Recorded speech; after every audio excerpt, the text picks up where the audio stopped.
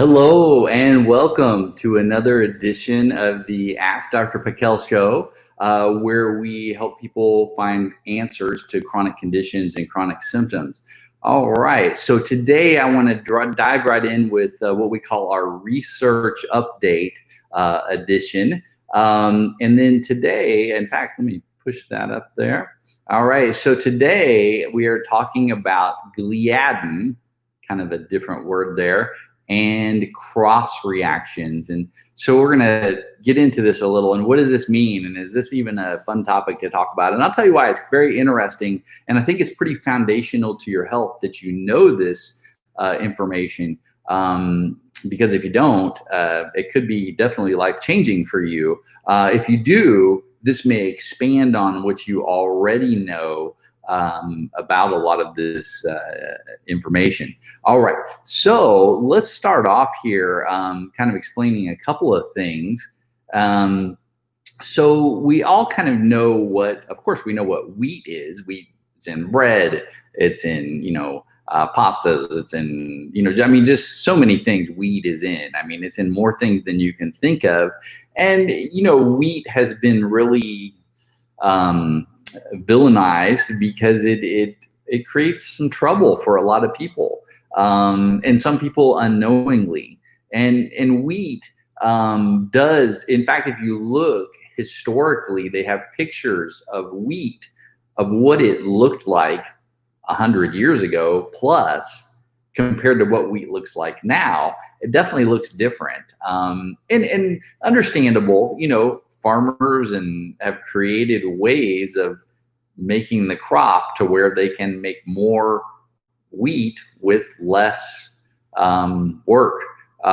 So, having this ability to genetically modify things, pretty interesting stuff.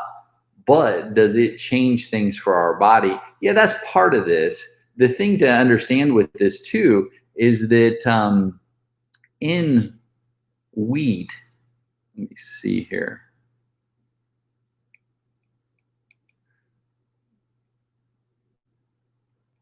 We have gluten. And gluten is made up of two things. It's made up of mainly two things. I mean, there's more to this, but these are the main proteins. So we have gliadin, this thing's a little slow, and glutenin.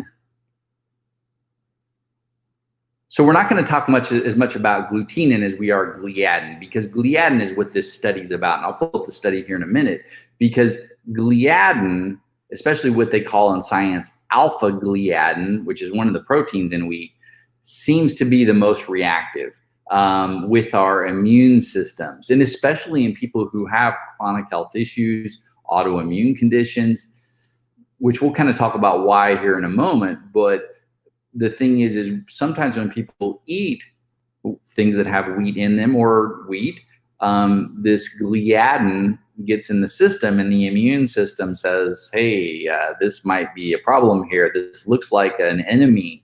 And this can, of course, create all kinds of immune system issues and reactions. So it's kind of saying, hey, well, what actually does it do? What does it do to my system? Is it just, pouring gas on a fire that's already there? Kind of. But there's a lot of potentials and a lot more to know about this, because it just doesn't all revolve around just gluten only. It actually entails a few other things. And I'm bringing this up not because it's really a real recent study. That information's been out for a little bit, but I think it's important to update and know about it. And this was I really liked the study, and it's one I had saved over time, and I had kind of pulled out of the treasure chest there of my different studies that I like to keep. And because we've got to look. In fact, if you Google, not even Google, actually use what's called Google Scholar. Google Scholar, just like Google, it's made by Google, but it shows you all the research papers. And when you Google Scholar gliadin or gluten with different conditions, you're going to find more research papers than you could ever read. It'll just blow your mind with all kinds of conditions. I mean, you could look up like gluten or gliadin and depression. What you're going to find, again, more research papers than you could ever read. Very interesting stuff. So let's change this here. See if I can come back. Turn that one off. All right, so let's go ahead and dive right into this interesting study. And it's called the cross-reaction between gliadin and different food and tissue antigens. This is where it gets interesting. So we're going to kind of look at both here, because what does that mean, tissue antigens? Well, we'll get to this. So first, let's talk about foods, because what we're looking at here is, wait a second, gliadin, which we talked about, is from gluten. If I eat that, yeah, that's creating a reaction, but there's other things that look just like gliadin to your immune system. Gliadin can be saw by your immune system as this bad guy. So let's pull this up first. This is kind of interesting stuff here. Let's get rid of this. 1 second here. Okay, so in this interesting part of the study, they're comparing gliadin, which is actually that that bigger line there. If you look at the tallest line on the whole chart, it says alpha gliadin, and that's really the one that the study's about. So these other things are different foods that look really similar to alpha gliadin. So if you eat these things or drink these things, it could really cause the same reaction. So if you're like, hey, I already know if I eat gluten, yeah, I end up on the toilet, or I end up bloated, or I end up with a headache, or I end up with the skin symptom, or the list is very long. Then we can say, hey, could that be occurring, maybe not even causing the same symptom, with another food? And absolutely, we've got quite a few things here. In fact, if you look at the next biggest line on the list there, it's casein. And what is casein? Casein is a protein that's in milk or dairy. So again, this isn't about lactose intolerance. Lactose is the sugar that's in milk.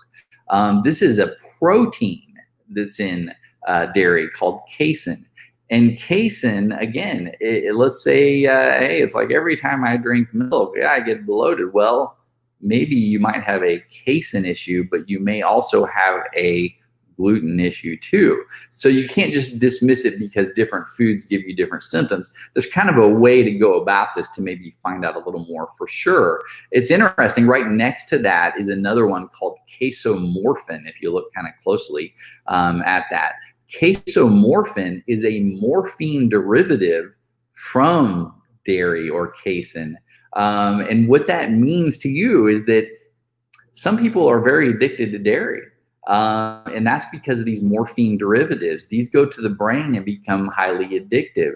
Not only are they in casein or dairy, which is like, hey, I wish I just had some milk, or I wish I just had some cheese. I dream about cheese every night. I hear many people say that. They just love their cheese. Well, this is because of this casomorphin. This gives you this morphine derivative. It gives you a feel-good feeling. You take it away suddenly, and you're like, hey, now I can't eat dairy. Suddenly you get withdrawal. You can be like an addict for cheese. So very interesting with this stuff. Now also, not only do we see casomorphins, but there's also soyamorphins, which again can be soy, and that could be a soy addiction. And also there are gluteomorphins, which is gluten. Now this study isn't mainly about that. We're going to get back into the cross-reactives here. I went off on a little tangent, but gluteomorphins, I mean, think about it. Some people crave wheat. They crave pasta. They crave this or that. You take that away and they're dreaming about it. They're thinking about it. I had a patient that, well, it was the son of another patient, and he was only 4 years old, and we had to take gluten out of his diet. And she goes, I don't know, this is going to be tough. He's very addicted. And we found out how addicted, because in the middle of the night, she woke up and heard noise down in the kitchen, and she went downstairs, and he's got the bread bag open, just piling the bread into his mouth as fast as he could. She goes, he was like an addict. I mean, kind of interesting story, but it shows you how this kind of fits in here. But we won't continue on that tangent. But we look at these other things. What's another interesting one that fits in here? Another large bar here: brewer's yeast. Who would think? So you got to watch out if you have a gluten issue. Should you be? Some people supplement with brewer's yeast. It's high in B vitamins and things like that. But also brewer's yeast is in many products. So again, something to watch out for. Right next to that is instant coffee. So that can be a problem. Millet and corn. Corn is a big one. Corn's not only cross-reactive with gluten, potentially, but also corn, highest percentage of the time, is genetically modified, and corn is high in omega-6 fatty acids. So it can actually become pro-inflammatory, especially if you already have a high blood sugar issue. Corn can create trouble. Rice is next to that. And again, you can look through some of these others. Oats is back towards the middle there. Oats and corn, very cross-reactive. And as you look through these, you can see, there's different things here. But always I call the big three: gluten, dairy, and soy. These are always the ones that I see cross-react the most. It's not always that corn cross-reacts. It's not always that some of these others cross-react. But what happens when I say cross-react is that means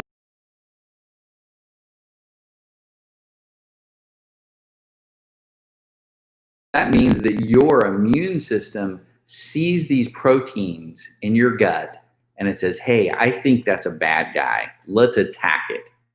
It looks like gluten.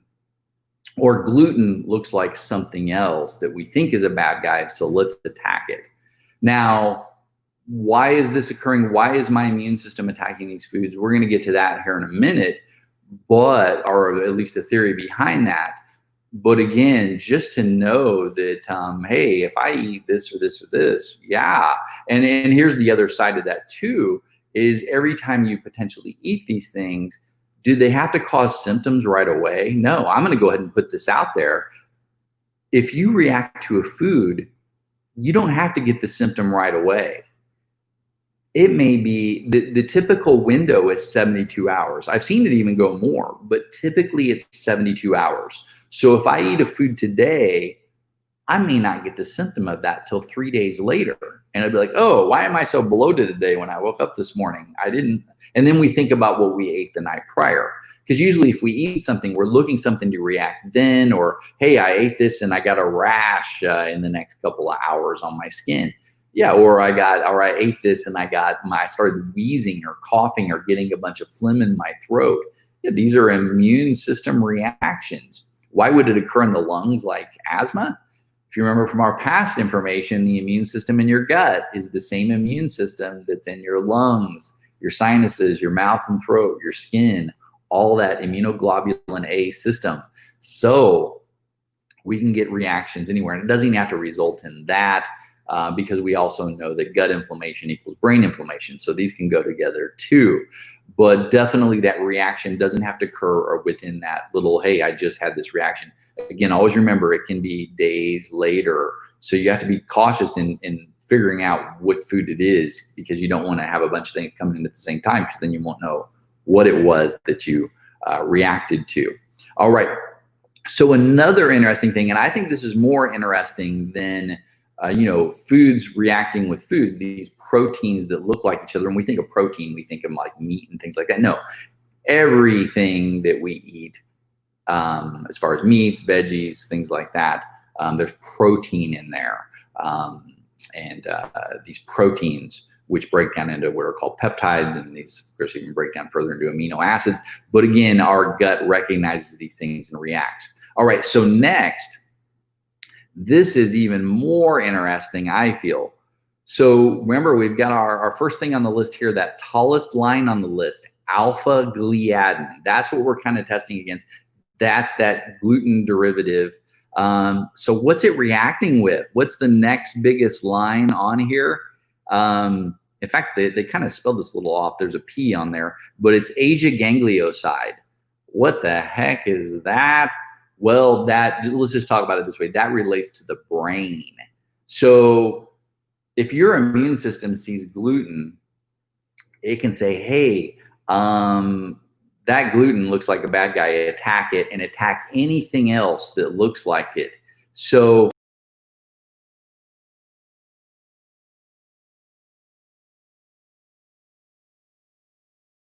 all right. So it will say look at anything that looks like that. So if your immune system attacks gliadin, suddenly your immune system says, hey, I think I've seen cells like that also in her brain. Attack that too. And suddenly we get brain inflammation, brain destruction if it goes on day after day after day. So not a good thing there. All right, let's go back to that chart. And what are some of these other things here? Parietal cells, that's on the kind of that far left side. Parietal cells, these are the cells in your stomach that help to make hydrochloric acid. And also they make a factor called intrinsic factor that helps you to absorb vitamin B12, which is the next one here. Does it react with intrinsic factor? Yeah. Neutrophils, these are your part of your immune system cells, part of your type of white blood cells that help you mainly kill bacteria, but other things too. Tropomyosin, these are fibers within your muscles. So people with chronic muscle issues, chronic muscle inflammation, it's like, I really haven't done a lot. I maybe have worked out or something like that, but soreness should go away after that within a few days maybe. But to see people that are just on a regular daily basis having muscle pain or fibromyalgia type symptoms, is this a tropomyosin issue? Big potential there. Thyroglobulin and thyroid peroxidase. So these are those Hashimoto's antibodies, or Hashimoto. These are what the antibodies for Hashimoto's are kind of against, but these both relate to manufacturing thyroid hormone.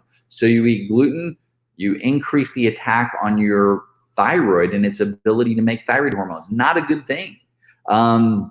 Your adrenal glands, this is your blood sugar regulation, your sleep-wake cycle, your energy levels, ties into the immune system. Actually, quite a few jobs of those adrenal glands. And so this can create that. Myocardial peptide, that's the heart. Also alpha myosin, that's the heart. Phospholipids, these are basically the outer cell wall, the outer membranes of all of our cells are made of these phospholipids. There are other things too, but pretty darn important. Platelet glycoproteins, ovarian peptides, so ovaries, testes peptides, fibulin, and that has a little more to do with things at a cellular level. Collagen. So the collagen in your skin, can it be attacked? Collagens throughout our body. Arthritic peptides, so our joints. Osteocytes, could this fit into osteoporosis? Absolutely. Hepatocytes, this is your liver. Insulin, this is what your pancreas makes to help you to deal with your blood sugar on a daily basis. So could this tie into diabetes? Absolutely. Islet cells, these are the cells in your pancreas that help make insulin. Now this next one, GAD65, that means glutamic acid decarboxylase. You don't have to remember that, but what does that do? That turns an amino acid or a neurotransmitter called glutamate into GABA. GABA is the neurotransmitter that we use to deal with anxiety. Mainly, it does some other things, but so if this is affected, this could be, hey, I ate some bread and I got an anxiety, I got a panic attack, I felt overwhelmed, I felt more anxious than I should. Myelin basic protein, so this is the outer coating of your nerves that helps to transmit electrical signals. Where would we see that more? Multiple sclerosis.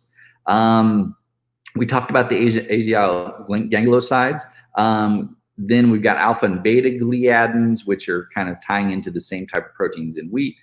Cerebellum, this is the balance and coordination area of your brain. Also, 90% of the sensory information that comes into your body goes through this area.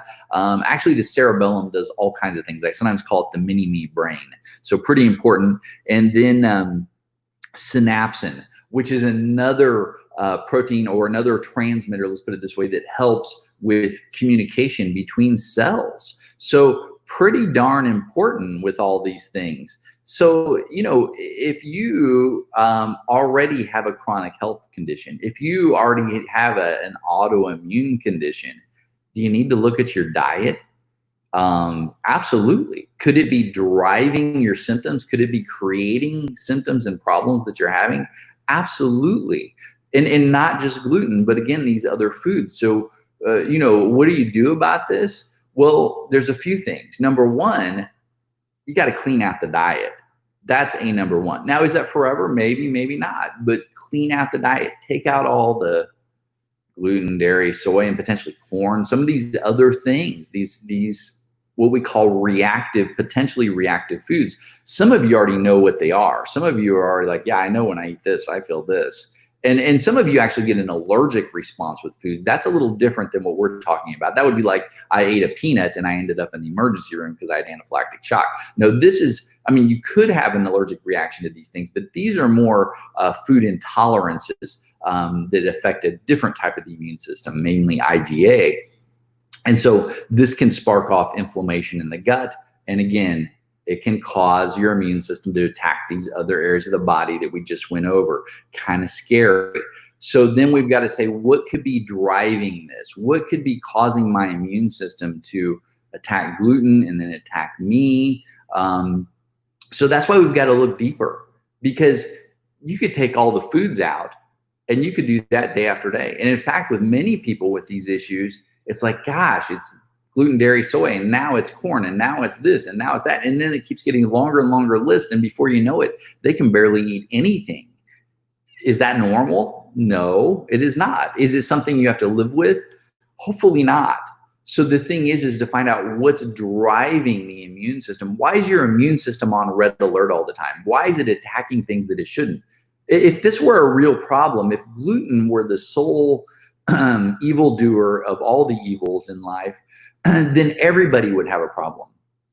Everybody would be like, every time I eat this, I'm dead. And they would just, of course, hopefully take all that off the market because they would know that everybody has problems with it. So why do a lot of people not have problems with gluten? Some people could watch this show and say, hey, this is a bunch of baloney. I've never had a problem. I eat gluten all the time. I drink dairy all the time. I never have a problem with it at all. Yeah, for you, you most likely may not have an issue. Or do you, but you're not noticing symptoms because it's symptoms that maybe are slowly, there's a lot of people with some pretty horrible health conditions who don't have any symptoms until you pull that rubber band so far and it finally snaps. So you can't always go by your symptoms. That's why it's important to get things checked. Have you got a blood test lately? So it's good to kind of look at everything. And how does this apply into like celiac disease? Well, celiac disease doesn't just mean food intolerance. Celiac disease means my immune system is actually attacking the wall of my small intestine. That's an autoimmune condition. Yeah, you eat these things, you can drive that further and increase destruction of your small intestine. And who knows what else you're destroying at the same time.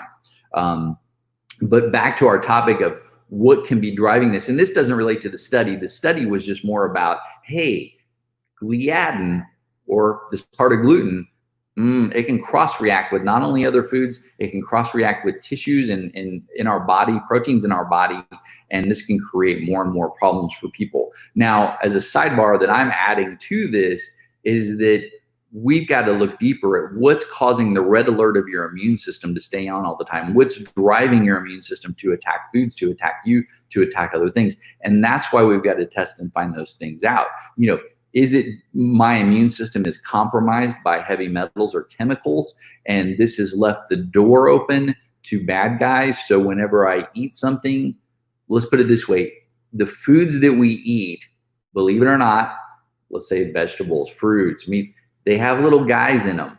They've got bacteria in them, parasites, funguses, all these little bad guys that you can't see except with a microscope.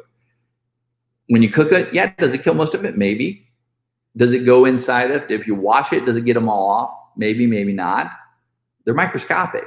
Now, once they get in your gut, your immune system in your gut should zap them and kill them, because that's a big part of our immune system, about 75%. Not only that, the acid in our stomach.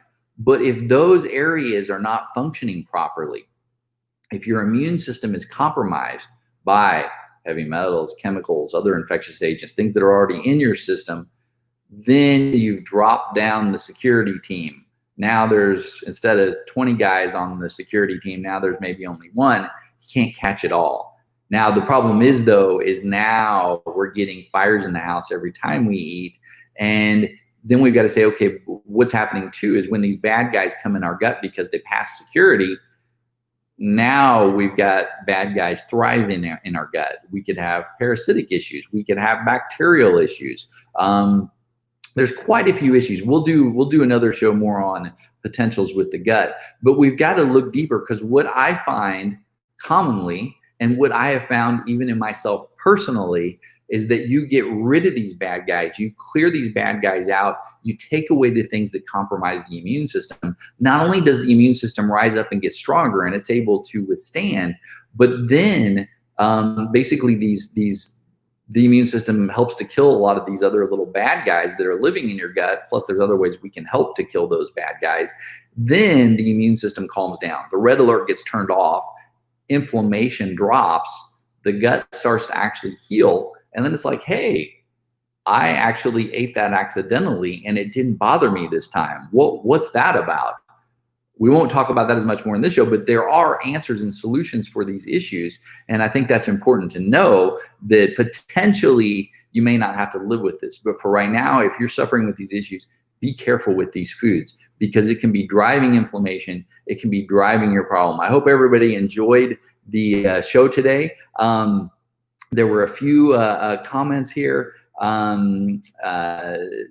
Sharni's ditched gluten the past 9 months and have never felt better. Fantastic, Sharni. That's wonderful. Kudos to you. It's a big thing.